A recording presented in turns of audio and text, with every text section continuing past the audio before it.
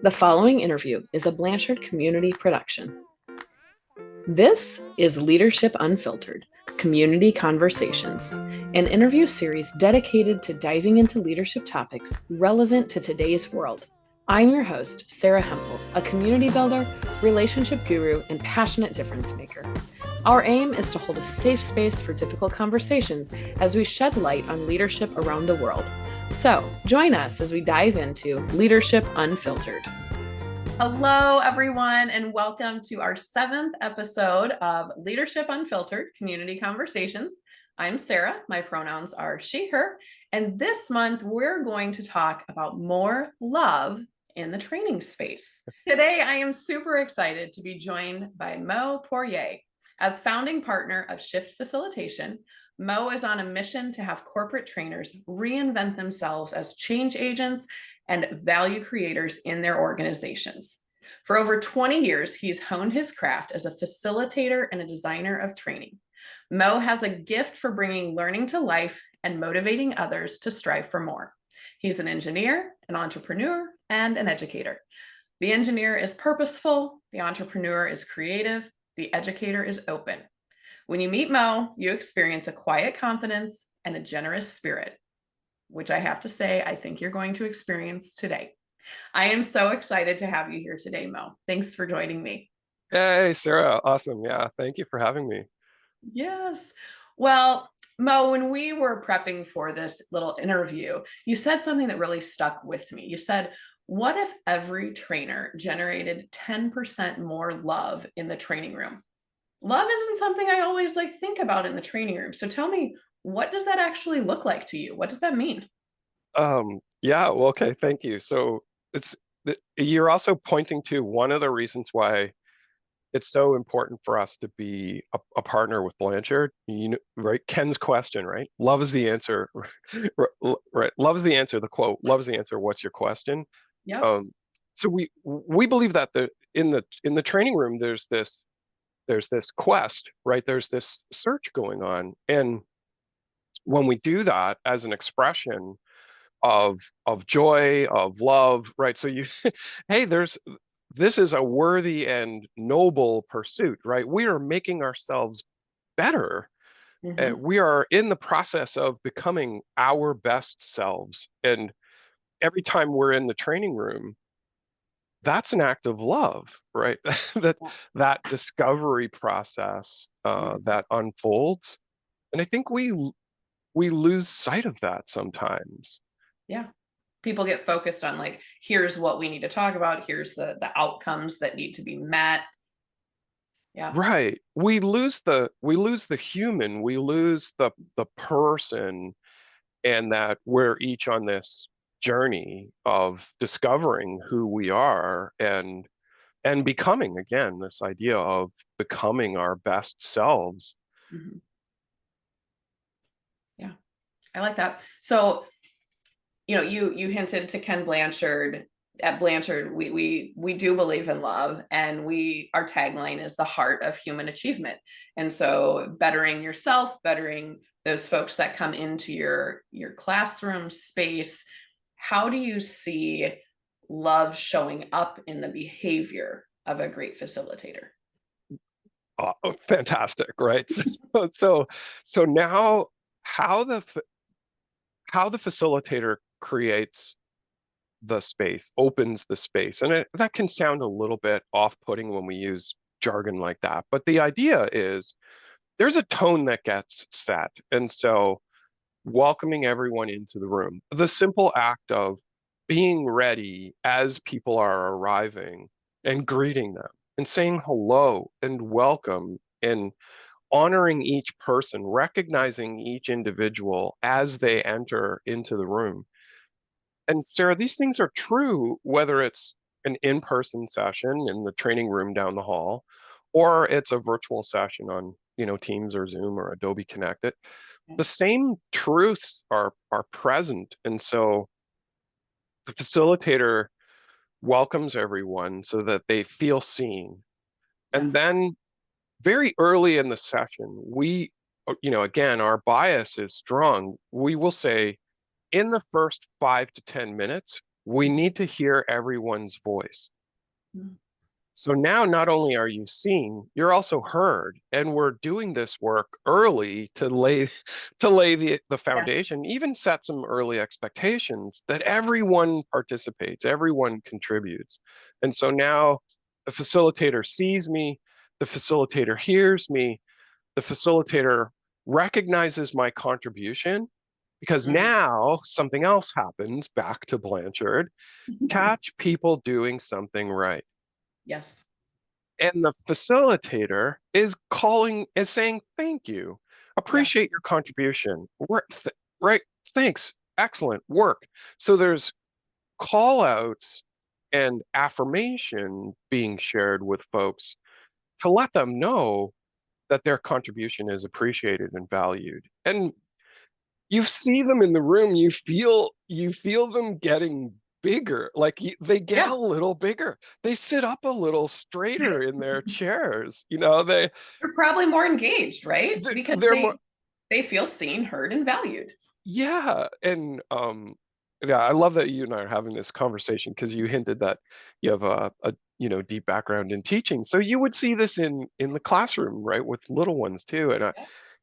um, when someone feels proud, they're building their self-esteem, they're building their confidence, they see themselves as someone who has ideas and is thoughtful and is accepted. And now we're talking about deep human needs. Like Mm. we're at this really core level of who we are, and the need to feel that we belong, the Yeah. need to feel that we are making a contribution, right? That we make a difference in the world. Sorry, Sarah. It got really, really It got big there, big. right? Like it gets really That's big really fast, right? But it Yeah. can be. And in elementary school, so I taught kindergarten through third grade, so about 5 to 9 year olds, and we called it filling your bucket. And when those kids would feel, and myself included, when you feel like your bucket is being filled with that positive energy, you stand a little prouder. You're more willing to ask questions. You're more willing to be engaged and contribute to the conversation. And I think you'll recognize this. The one that's doing the most talking is also the one that's doing the most learning. So Yeah. Oh, right. I give you two thumbs up on screen. But yes, absolutely. We would 100% subscribe to that belief. yeah, And you think about how people arrive in the training room. We let's leave some of the old language, and assumptions that we make. Let's leave some of that behind. People show up in my training room and they're tired, yeah, they're weary, and they arrive, their shoulders are slumped, they're so busy, they've got so many things going on their plates. And then when they arrive in the room, it's it's actually quite refreshing, right? Like there's a something changes, and I think that is the role that a great facilitator can play. And now I'm a light. hmm, See again, hey, we're getting into some deep themes that's here, right? perfect. But like it's my job to shine my light. It's my role, it's my life's work to shine my light and create this space for others, for their light, right? Yeah, To shine. And I know that can sound a little bit uh a little bit mushy, but it's not. We know that people are at their best, right? They're smart, they think more clearly, they're more willing to contribute when they have this positive energy yeah, about them. Yeah. yeah, absolutely. So I know we've gone big, we've gone deep. Yeah. You are on a mission to reinvent corporate trainers. You said leave those kind of assumed constraints in the past. Reinvent corporate trainers as change agents and value creators. Obviously, we've talked about this a little bit here, but what's missing in the traditional approach? Like, what's one way that a trainer could level up? Yeah, right on. Oh, first let's talk let's talk about this idea, right? It's transformation, what we're at, like that's what we're talking about. Yeah. So a facilitator is at the heart of transformation inside of an organization. And we can do some simple math. So when we meet a new team of corporate trainers, because that's our like, we are the train the trainer experts. We Okay. teach facilitation skills, right? That's our life's work at Shift. So when we meet a group of trainers, we'll ask them to do some simple math in the opening introduction exercise. Write down how many, in a week, how many sessions do you run? And on average, how many people are in those sessions? So let's say I teach 4 classes, there's 10 people, there's 10 people in each class. I got 40 people, right? Well, if I teach 40 people a week, and I think I'm lowballing numbers here, Sarah, for a Right. typical trainer. Um, for 40 people a week, and let's say I deliver training 40 weeks out of the year, include holidays and all those other things. So now I've got 40 times 40. I'm at like, oh, wait a minute, right? That's a lot of people, Yes. right? That's a lot of people. And I think that's what we're trying to connect the work of facilitators and trainers. We're trying to connect them to how they impact other people, A lot of lives they're touching. a lot of lives that they're touching. And if I honor the fact that I'm here to help these people become the best version of themselves, oh my gosh, now purpose is it's right, it's staring me right in the face. Right. Like, why am I here? Well, I'm here to help these people get better at what they do every day. Right. And I have this opportunity to have this impact on so many people. And that's a huge, like, now I can put myself as a catalyst, right? As a transformation expert, right? I mean, if you're hey, Sarah, have you taught a training program that wasn't about getting some form of behavior change? No. The answer is no. The There's answer always is no. some kind of behavior Right. change. Adopt Even this with new kids. process, right? Adopt this new process, use this new skill, think this way, solve problems like this, have these, courageous conversations, um, conversational capacity, right? In the Blanchard language.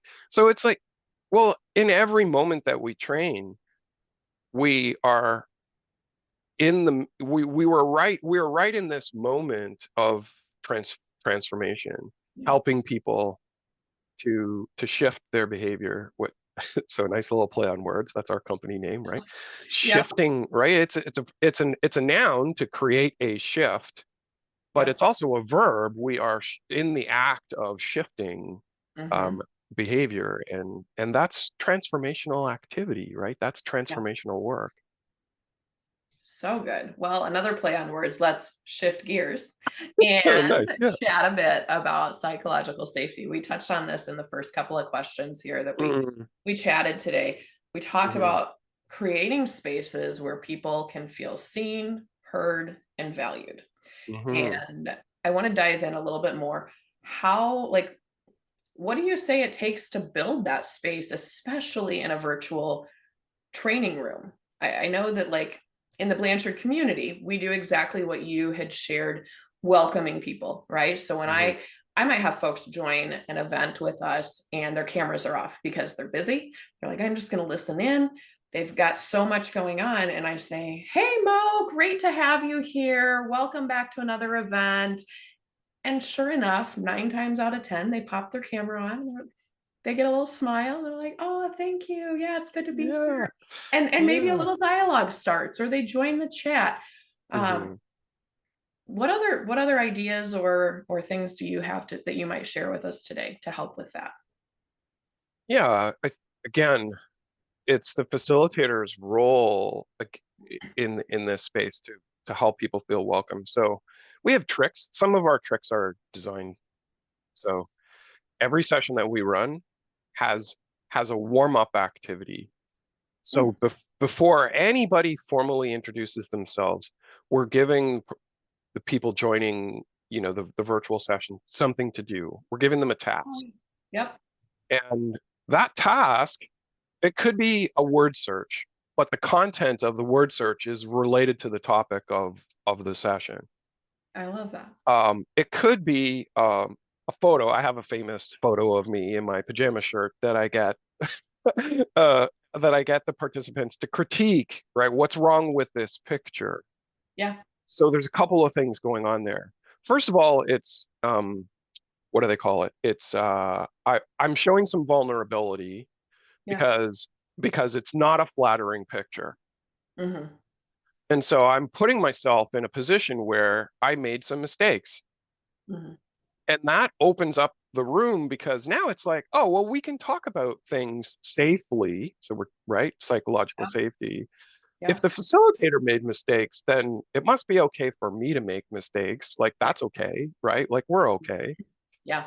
But that little bit of, yeah, tell me what's wrong with this picture, and the participants jump on it. They Mhm. have some fun. They have some fun. They're making fun of me in a way, Yeah. Yeah. in a way. Um, and we're allowed to have these conversations with compassion, with understanding, and even a little bit of humor, a little bit Mhm. of lightness that takes some of the icky, Yeah. right? Like some of the things that we talk about in the training room are hard, are Mm-hmm. we might even say these are heavy topics. Yeah.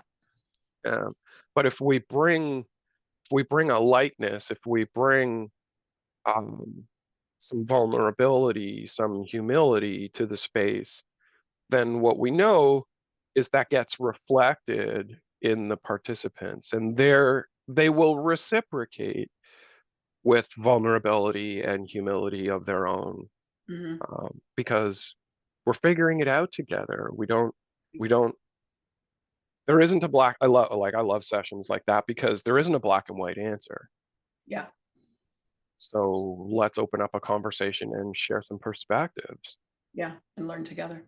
and Yeah. learn together. Yeah. There's someone said there was a lovely turn of phrase. It was, do your best until you know better. Yeah. It captures exactly all the things that we're talking. That's transformation. Yes. Um, because we're always uncovering something new. And if we're listening, if we're open, we'll discover things. They're like, oh, that's okay, I can do that. And Mm-hmm. it's an invitation then for us to do better next time. I love that. So one of the things you just said, you mentioned sometimes the topics are heavy Hmm. or difficult conversations. And Hmm. in light of just everything going on in the world today, but really any day, I think there's a lot that's happening in any one person's world, right? Everyone's Hmm. coming from a different space and place. How do you coach facilitators to hold space for the venting, the different voices and expression, while also making sure that you're accomplishing your mission for that session and guiding that learning forward? Hmm.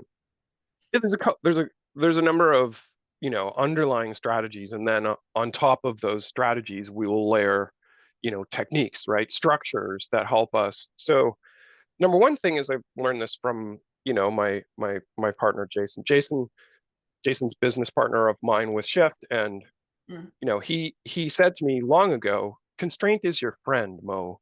So so by putting some boundaries on a discussion that is intended to surface, challenging, or it's a challenging topic, and we're bringing perspectives to the surface, then putting some structure around that, some boundaries, right? Like what do we call that, guardrails, right? Guardrails. Yeah. Right, like let's put some guardrails on it. So this is safe. These are the things we're talking about in this conversation. This is out of bounds, right? So let's stay away from that. And then let's also put a time on it. I mean, that's okay too. I think lots of rooms that I've been in, participants want to talk about it, and then there's a bit of a Dr. Phil move. That's so I'm going way back here, but like, is there more? Like Dr. Phil would ask, like, okay, is there anything else? Like, are you done? Like, is there something else in there? And you'd see the person's physical, like you'd see their body just like, yeah, no, I'm done. I'm tired of talking about all that. Can we move to hope? Can we get back to hope? Yeah. That's okay. So now we're back to love again, right? Because if there's hope, there's love in the room. Yeah. So we're going to talk about these difficult things. We've got some guardrails on it. There's a time limit, and then once we're done, okay, let's move on. And I feel in the room there's a deep breath and a sigh of relief. Okay, thank you. Right? We had a chance to get it off our chest, and now it's time to make some progress and move things forward. So now let's talk about what we'll do to make the world a better place and make our world a better place. I love that. Yeah. Bring it back to the love and the Yeah. hope. The things that light up the facilitator and light up the learner's space. Yeah. And people do need to vent. So the worst thing a facilitator can do is shut it down and sweep it under the rug or pretend that it's not a problem. Mm-hmm. Because that's just going to fester. Like that's not good. And it's going to hold space in their mind, and they're not Right. going to focus on what you're there for. Right. Right. But wait, right? You haven't heard me. You didn't listen to me. You didn't hear what I had to say about this, and I've got a bee in my bonnet. Yeah. Well, and then you go back to what we started this whole conversation with. They aren't feeling seen, heard, and valued. You got it. Yeah, Yeah. exactly. Okay, so I've had the pleasure of being in some of your sessions where you have facilitated, and I think just people experiencing you and I chatting today, sometimes it just feels like magic. We can call it Moe's magic. But you and I know there's structure behind this spark that you bring to the facilitation classroom. And I don't want you to share all your secrets. People have to go check out Shift Facilitation for that. But what's Yeah. maybe one behind the scenes technique that you use to make that magic happen? Right on. So you're right on the money. Magic. Our work at Shift is to demystify the magic. Like, let's deconstruct the magic and then show people simple techniques, skills, ways of thinking, so mindsets and skill sets, and then tools and techniques, right, that they can replicate. We call it rip off and duplicate, right? Okay, Like, nice. yeah, I don't know about you, Sarah, but most people learn by watching others and then mimicking what they see. So I'm going to pull a strength from watching you facilitate. So, oh, Sarah did this awesome thing. I'm going to try it. Yeah. Right. So that's how this game works. We learn from each other. Mm-hmm. But and for me, it's also connected to what are my strengths and how do I approach the work in a training room? And Mm-hmm. I know that I am get to action. I have a bias to action. And so I'll move to activity, exercise, action quickly. And my magic emerges from giving the participants something to do. Yeah. So there's an urgency, there's energy, there's forward movement because the participants are always busy working on something. Or if there's short intervals where we're learning something new, then give them a chance to try it. Learn something new, give them a chance to try it. So I'm shortening those cycles. Yeah. And what happens is it creates momentum. So people like suddenly it's break and people are wondering where the time went. Mm-hmm. Well, that's because you've been task focused and busy for the past hour and a half. And Yeah. thank goodness. Right.